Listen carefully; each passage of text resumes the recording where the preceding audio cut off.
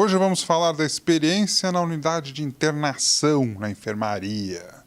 Chegou o momento de descobrir como a literatura pode alimentar os sonhos, de como a comunicação não falada pode ajudar no acolhimento. Como você pode exercitar os ensinamentos adquiridos neste encontro no seu cotidiano, no seu trabalho, na sua família? À medida em que você pensa sobre o que você faz, acho que os seus valores ficam mais visíveis até para mim mesma, né? E aí você reproduz isso, né? Você tem pessoas em casa, no trabalho, que você pode, melhorar às vezes ou aprimorar a sua forma de relação, muito em função do que eu aprendo na relação com os pacientes e com os meninos que estão aqui internados, que em situações mais extremas de comunicação. O que é a humanização da saúde para você? É você poder olhar individualmente para cada um, na sua diferença, na sua dificuldade, nas suas potencialidades, né, nas suas histórias e nas suas dificuldades também, né, porque nem tudo é fácil, e poder estabelecer uma relação, né, construir, plantar sementinhas de alegria, de esperança. Eu acho que, para mim, isso é ser humano, né? Como a arte de contar histórias pode ajudar na melhoria das relações pessoais? Eu acho que a história ela é um intermediário, né? Então, às vezes, você quer falar de um problema muito difícil. Eu sempre falo assim, então, tem uma pessoa que aconteceu isso, você transporta o problema para uma terceira dimensão. E aí a pessoa, às vezes, com quem você tem uma relação difícil, ou, enfim, qualquer situação que está numa situação difícil, vocês podem conversar sobre aquilo, né? E aí você pode trazer para o seu problema ou não, né? Eu acho que a história é uma intermediária, eu acho. Qual que é a importância do trabalho voluntário na saúde? Eu já ouvi falar que se não tiver voluntário na saúde, o hospital para, né? Eu não sei se ele para sem os contadores de história, mas parece que o trabalho voluntário na saúde ele é muito importante, né? Tem uma tradição muito grande. Acho que foi historicamente onde ele nasceu, né? Na assistência à saúde. Aqui no hospital, o nosso trabalho, né? Eu acho que a importância dele é realmente de propiciar um momento, um instante de, uma pausa, né? na doença e um momento que a história, que o livro permite, que é um momento que eu chamo de mágico. É um momento que a gente percebe que eles realmente saem da doença e podem viver a fantasia da história, né? Ou a alegria da história. Márcia, falando da sua experiência na unidade de internação, na enfermaria, como a literatura pode alimentar os sonhos? Eu acho que alimenta da forma mais sutil, mas ao mesmo tempo forte, né?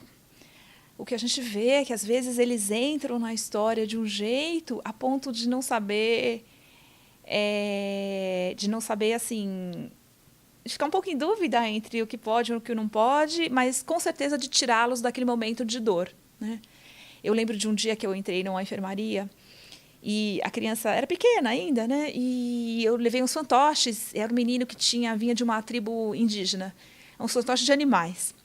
E aí eu precisava ir embora, porque quase fiquei só com ele naquele dia, eu precisava ir embora, sair para outro quarto. E ele não queria deixar, né? Aí eu falei assim, então, sabe o que acontece? Eu entrei nesse hospital sem avisar que eu tinha animais, que eram os fantoches. E aí, você sabe que não é permitido deixar animais, entrar com animais no hospital. Então, eu preciso ir embora, porque daqui a pouco a enfermeira vai chegar. Só que eu vou deixar o leão dentro do banheiro, porque era uma enfermaria com banheiro. Aí eu fui embora, o menino ficou com uma cara assim, né? Aí, na semana seguinte, a mãe me contou. E depois que eu fui embora, ele falou assim, mãe, mas tem um leão no banheiro? Então, assim, é legal isso, né? Assim, ele saiu tanto que ele achou que realmente tinha, né? Enfim, eu acho que esse é o papel da história e da literatura, né? Como é que a comunicação não falada pode ajudar no acolhimento? Olha, a gente tem umas experiências muito ricas aqui de pacientes que tinham dificuldades, não só de comunicação, vamos dizer assim, verbal, propriamente dita, né? Assim, já tive pacientes que tinham dificuldade, que não falavam, que não ouviam. Eu acho que assim, você olhar, você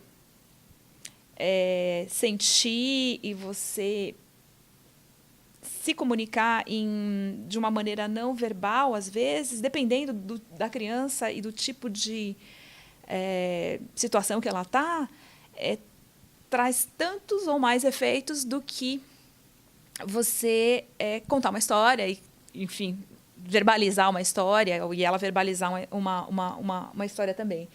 Esses meninos que tinham dificuldades de comunicação, dificuldades assim, né, pela situação deles, às vezes a gente brinca de jogar um monte de papel colorido e faz de conta que é uma estrela, ou faça um barulho, ou então você mexe com texturas, né? Então provoca outros sentidos que não o verbal, enfim, que não há ouvido e tal. Enfim, eu acho que sempre dá para chegar mais perto, né? E acho que comunicar é criar pontes, né? Eu sempre brinco, dá para criar pontes de qualquer jeito, né? Márcia, você abriu sua apresentação emocionando todo mundo. Uhum. Você deu você ficou emocionada e as pessoas também. E era uma mensagem forte. Você quer dividir um pouquinho a história? A gente fica, na verdade, muito tempo na internação, acompanhando aí os períodos dos pacientes que ficam, né? 9 meses, 6 meses. Eles ficam 24 horas aqui. Eles ficam internados, dormem aqui dentro do hospital. 24 horas. E final de semana, às vezes, dependendo, tem uma licença, mas eles passam o final de semana aqui também. E essa menina ficou bastante tempo com a gente, e quando ela foi embora, ela me deixou um aquáriozinho de origami feito de papel, e ele era bem frágil, né? Bem delicadinho, tal. Eu saí daqui, estava ventando, e o origami virou um para o lado, outro para o outro. E aí eu fiquei pensando, né, como que é frágil, né? A gente tem umas relações aqui na psiquiatria com estados que a criança está bem fragilizada, né?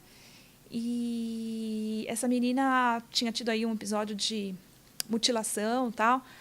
Eu fiquei pensando, falei, poxa vida, né? Tão frágil quanto ela estava, né? Mas hoje ela está aí no mundão, né? Está fora, ela se despediu de mim dando esse presentinho. E naquela confusão toda eu fiquei pensando, falei, poxa, mas ela vai ficar bem, como ficou bem o meu origami que eu tive que remontar depois do vento forte que levou, né? Enfim, acho que a vida tem essas coisas, né? Essas dificuldades, tudo, mas sempre tem essa esperança, e foi isso que me provocou o presente dela. Márcia, um prazer te conhecer, muito obrigado, viu? Obrigada a você também. Pela entrevista, por dividir o seu conhecimento com a gente.